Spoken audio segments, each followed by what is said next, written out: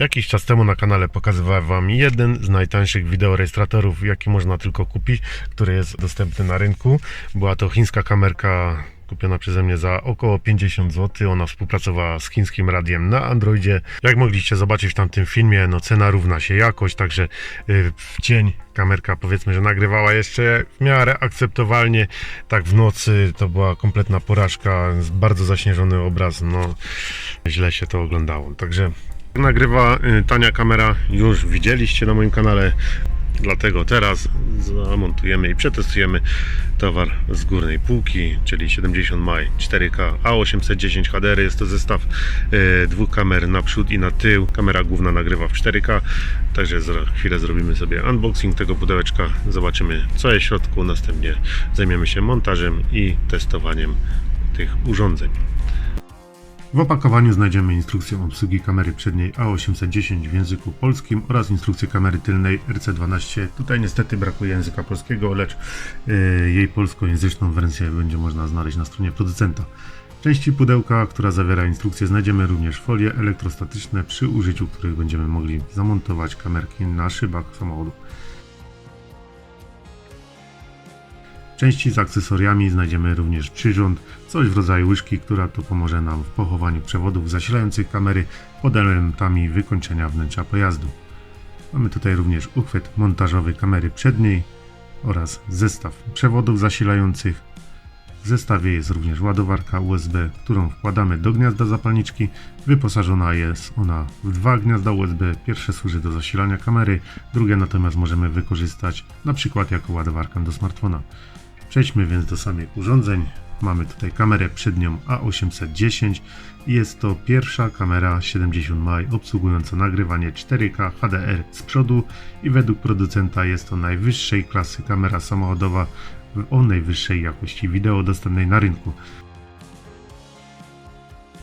W przedniej części kamery znajdziemy uchwyt mocujący oraz obiektyw. Po lewej stronie mamy przycisk Power służący do włączania kamery oraz głośnik. W tylnej części mamy wyświetlacz wraz z 4 guzikami funkcyjnymi, a po prawej stronie, patrząc od góry, złącza AV-in, do którego podłączamy tylną kamerę. Następnie jest DC-in, czyli złącze zasilania, oraz złącze kart microSD, przy czym producent tutaj zaleca używanie kart nie mniejszych niż 32 GB i klasyfikacji UHS-3. Kamera tylna to model RC12 nagrywająca w 1080p z technologią HDR.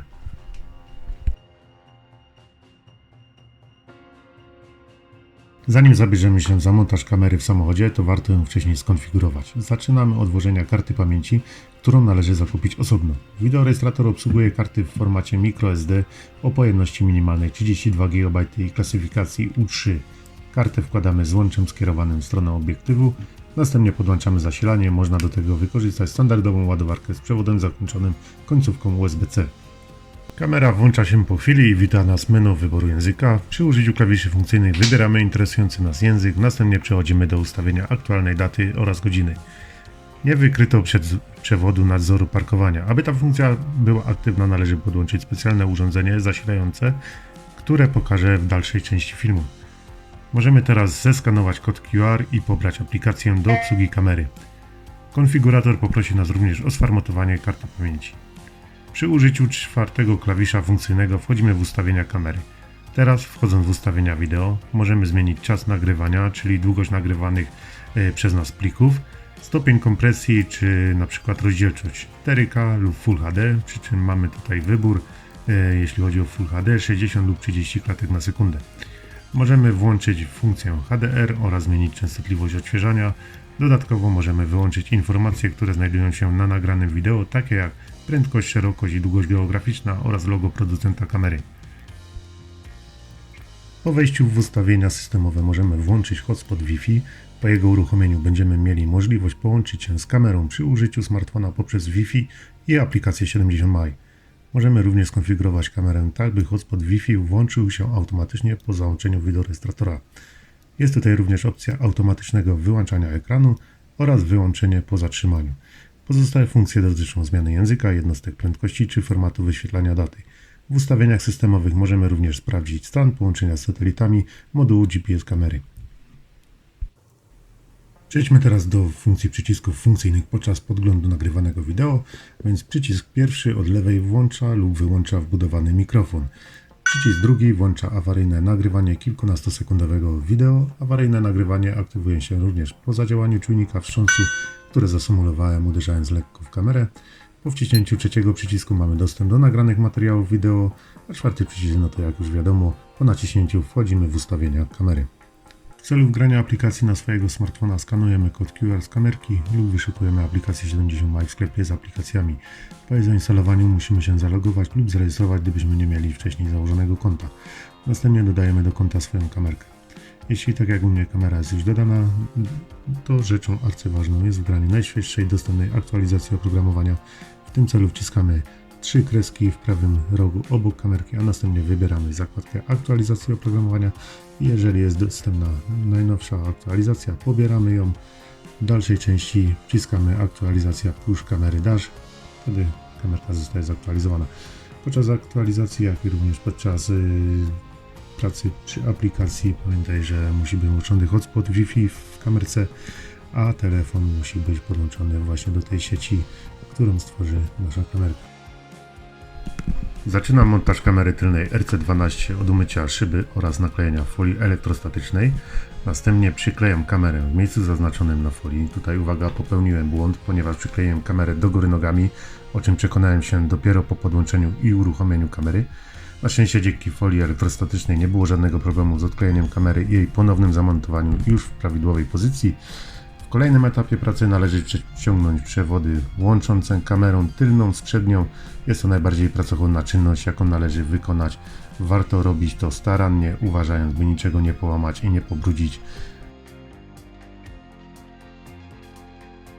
Przyrząd, który jest dołączony do zestawu, znacznie ułatwia pracę w przeprowadzaniu tych przewodów między podsufitówką a właśnie elementami plastikowymi wnętrza bezpośrednio do niej przylegającymi. Przewód przeciągnięty, więc można zabierać się za montaż kamery przedniej A810. Tutaj podobnie jak było z tyłu samochodu, zaczynamy od umycia szyby, po czym przyklejamy folię elektrostatyczną, a następnie przyklejamy uchwyt montażowy kamery w miejscu zaznaczonym na folii. Pozostało wsunąć kamerę w uchwyt, podłączyć przewód łączący tylną kamerę oraz przewód zasilający.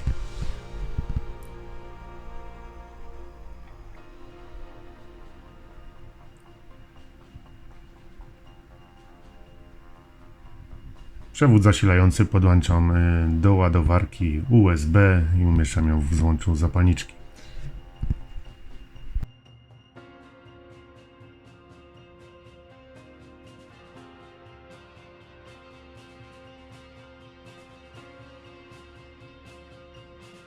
Do kamery możemy również dokupić dedykowany moduł zasilania 70 MA 4G Hardware Kit UP04. Po jego podłączeniu będziemy mogli korzystać z trybu parkingowego oraz, co ważne, moduł ten posiada wbudowany modem 4G. Funkcje modułu 4G będą dostępne co prawda dopiero w październiku, gdyż na ten właśnie miesiąc producent zapowiedział wydanie aktualizacji oprogramowania. Z tego też powodu do 24 sierpnia moduł będzie oferowany w promocyjnej cenie. Dzięki wbudowanemu modemowi zyskamy funkcję zdalnego monitorowania pojazdu z natychmiastowym powiadomieniem, gdy dojdzie do kolizji lub podejrzanego incydentu. Możliwe będzie również zdalne przeglądanie i przechwytywanie zdjęć i filmów. Za pośrednictwem modułu GPS będziemy mogli zlokalizować nasz pojazd, a funkcja Geofence pozwoli na tworzenie wirtualnych ogrodzeń na mapie, wyzwalając natychmiastowe powiadomienia alarmowe, gdy pojazd wykracza poza wyznaczony obszar. Funkcje 4G wymagają dokupienia karty SIM z około 10 GB limitu danych miesięcznie. Moduł podłączamy do instalacji elektrycznej w samochodzie. Czerwony przewód VCC Plus do stałego zasilania, żółty do zasilania po zapłonie, a czarny do masy. W zestawie znajduje się również przewód zasilający z końcówkami USB-C, którymi połączamy kamerę A810 z modułem UP04.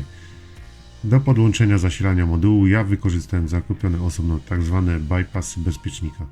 Adaptery te mocujemy w miejsce dotychczasowego bezpiecznika, natomiast do gniazda wpinamy wyjęty bezpiecznik oraz nowy, który będzie zabezpieczał dodatkowy obwód.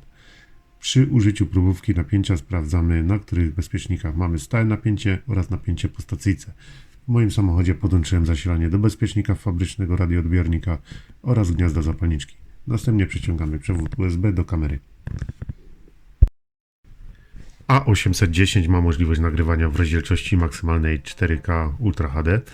Kamera została wyposażona w sensor Sony Stravis 2 IMX678, algorytm HDR oraz rozwiązanie MyColor Vivid Plus, co sprawia, że nagrane wideo cechuje się świetną jakością, dużą ostrością, obraz jest szczegółowy, a kolory wyglądają naturalnie. Duży kąt widzenia wynoszący 150 stopni sprawia, że w kadrze można zauważyć słupki A samochodu, w którym zamontowana została kamera. A810 rejestruje i zapisuje wideo jednocześnie z dwóch kamer na karcie microSD, dlatego też ważne jest, by karta ta była szybka. Pliki zapisane są na karcie w osobnych katalogach, przód i tył. Tylna kamera RC12 rejestruje obraz w 1080p z algorytmem HDR. W moim samochodzie mam przyciemnioną tylnią szybę, co ma oczywiście negatywny wpływ na jakość nagrania i z tego powodu nagranie jest mocno zaciemnione. Mimo niesprzyjających warunków oświetleniowych dla tej kamery, rejestrowany obraz i tak jest dobrej jakości.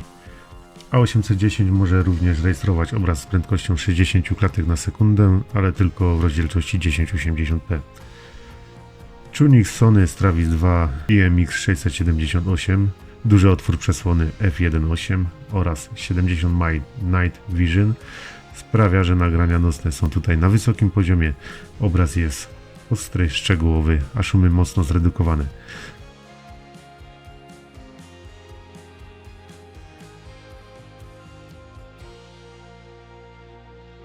Kamera tylna w nocy również dobrze sobie radzi i gdyby nie ta przyciemniona tylna szyba samochodu, na pewno nagranie byłoby o wiele lepsze.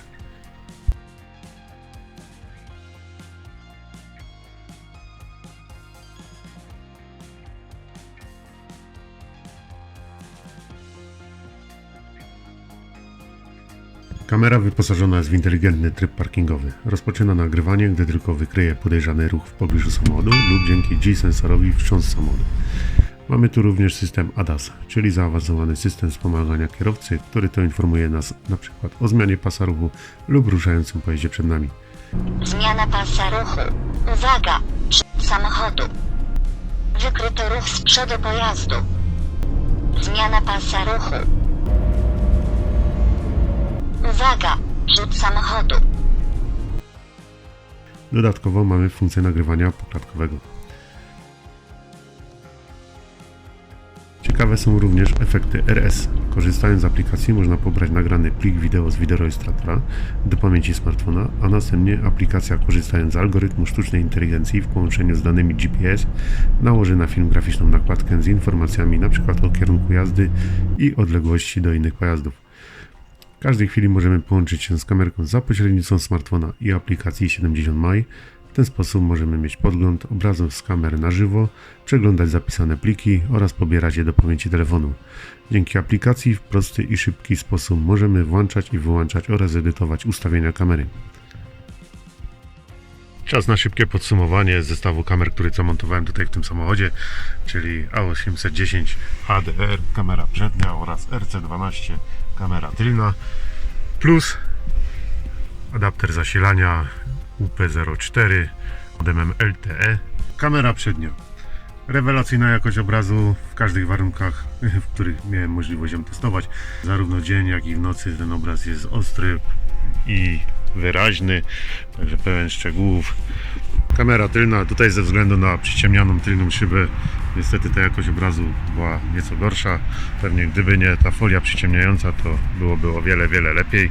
Co do sposobu montażu uchwytu mocowania przedniej kamery za pośrednictwem folii elektrostatycznej, to niestety, ale musiałem poprawić miejsce zamocowania kamery, dać ją troszkę niżej, żeby była poniżej linii pracy wycieraczek, żeby w czasie deszczu ta szyba przed obiektywem kamery była czysta. No i po ponownym przyklejeniu już ta folia nie trzymała, ta kamera jest po prostu ciężka i po prostu ta folia już nie jest w stanie się utrzymać. Natomiast jeśli chodzi o kamerę tylną, tam również jest ten sam patent z tą folią. Ja ją dosłownie chyba 3 razy poprawiałem, no i ona tam się trzyma. Ona jest o wiele lżejsza, także tam nie powinno być problemu. Fajnie, że w zestawie producent dał również ten przyrząd, dzięki któremu o wiele łatwiej było poupychać przewody pod sufitką. No bez tego byłoby zdecydowanie trudniej, także jakby nawet były dwie takie opadki, to by było jeszcze lepiej. Co do urządzenia zasilającego UP04, czyli zasilacza z budowanym modułem LTE, modemem LTE, no fajna sprawa, tyle że na razie ten moduł tylko zasila kamerę w czasie jazdy i w czasie trybu parkingowego. Z tej ładowarki, która była dołączona do zestawu, mogę korzystać, ładując chociażby teraz swój telefon. Dzięki modułowi nie daje mi tu już żadne kable gdzieś tam do tego gniazda zapalniczki powpinane. Natomiast wada jest taka, że pazurki to urządzenie pokaże dopiero w październiku, gdy producent opublikuje aktualizację oprogramowania kamery, no i wtedy za pośrednictwem sieci LTE będzie można na przykład, będąc w domu, sprawdzać, co się tam dzieje na kamerce w samochodzie, czy też na zewnątrz samochodu. Ze względu na tą niedogodność urządzenie zasilające UP04 jest oferowane w obniżonej cenie. Promocja trwa do 24 sierpnia tego roku, a promocyjna cena to 259 zł.